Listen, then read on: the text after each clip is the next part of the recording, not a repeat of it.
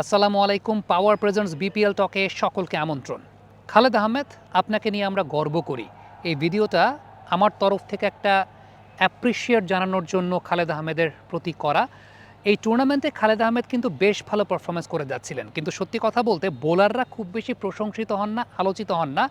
সাদা বলের ক্রিকেটে খালেদ আহমেদ কনসিস্টেন্ট বেসিসে পারফর্ম করতে পারেন। এই বিপিএলে অলমোস্ট প্রত্যেকটা গেমে তিনি সেই ইম্প্যাক্টটা জেনারেট করেছেন। ব্যাপারটা হচ্ছে যে তার সেই ইম্প্যাক্টটা হয়তোবা খেলার দৃষ্টিকোণ থেকে বোলিং ফিগারটা খুব বেশি সমৃদ্ধশালী হয় না, তো খুব বেশি এটা দৃষ্টিতে আসে না খালেদ আহমেদের। খালেদ যে মানসিক অবস্থা থেকে প্রত্যাবর্তন করে ম্যাচ খেলেছেন এবং সেই মানসিক অবস্থায় থেকে তারপর ম্যাচে বেস্ট এফোর্টটা দেওয়া, এজন্যই খালেদ আহমেদের প্রতি আমরা গর্ববোধ করি এবং আমাদের শ্রদ্ধেয় খালাম্মার বিদেহী আত্মার মাগফিরাত কামনা করি। মহান আল্লাহ রাব্বুল আলামিন তাকে জান্নাতবাসী করবেন সেই প্রত্যাশা অবশ্যই করি। কিন্তু ম্যাচের টেকনিক্যাল জায়গা থেকে যদি একটু চিন্তা করে দেখি, তাহলে যে এফোর্টটা খালেদ দিয়েছেন, কোনো অংশে মনে হয় নাই যে মানসিকভাবে তিনি খুব বেশি ম্যাচের সঙ্গে নাই বা মানসিকভাবে এরকম একটা মানসিক স্টেট থেকে তিনি এসেছেন। তাওহিদ হৃদয় যখন ব্যাটিং করতে নেমেছেন, আমরা জানি যে তাওহিদ হৃদয়ের জন্য আসলে কয়েকটা কমন জোন আছে বোলারদের ট্র্যাপ করার।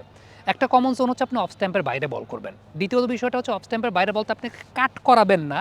কাট আপনি করাবেন না যতক্ষণ পর্যন্ত আপনার যদি 150 বা 145-এর উপর পেস থাকে আপনি কাট করান, বা 140-এর উপর পেসে যদি বোলিং করার আপনি কাট করান, সমস্যা নাই সেক্ষেত্রে। কিন্তু যখন আপনি একটু কম পেসে বোলিং করছেন, তখন অফ স্ট্যাম্পের বাইরে সামনের লেন্থে তাকে ড্রাইভ করাবেন।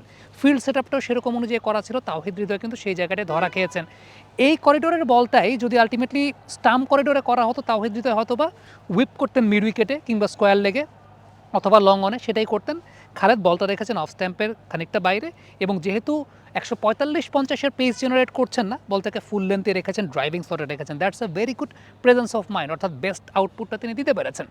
দাভিদ মালানকে যখন তিনি বোলিং করছিলেন, সেই সময়টাতে আমরা যদি খেয়াল করে দেখি, ফোর্থ স্টাম্প করিডোরটা খালেদ আহমেদ ব্যবহার করছিলেন। ফোর্থ স্টাম্প করিডোরটা এই কারণে ব্যবহার করছিলেন, মালান কিন্তু সরে আসছিলেন এবং মালানকে বেশি রুম দেন না। দেখেন, বোলারদের ক্ষেত্রে যে প্রবলেমটা হয়, যারা একটু ইম্যাচিউর বোলার, ব্যাটার যখন বোলারকে একটু সরে এসে ডিসিপ্ট করতে চান, বোলার কিন্তু লাইন চেঞ্জ করে ফেলেন, বোলার সে জায়গাটা প্রেশারে পড়ে যান।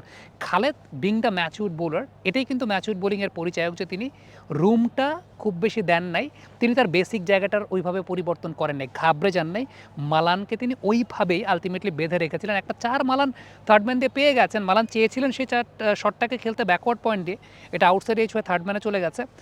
আমরা পাওয়ার জেনারেশন,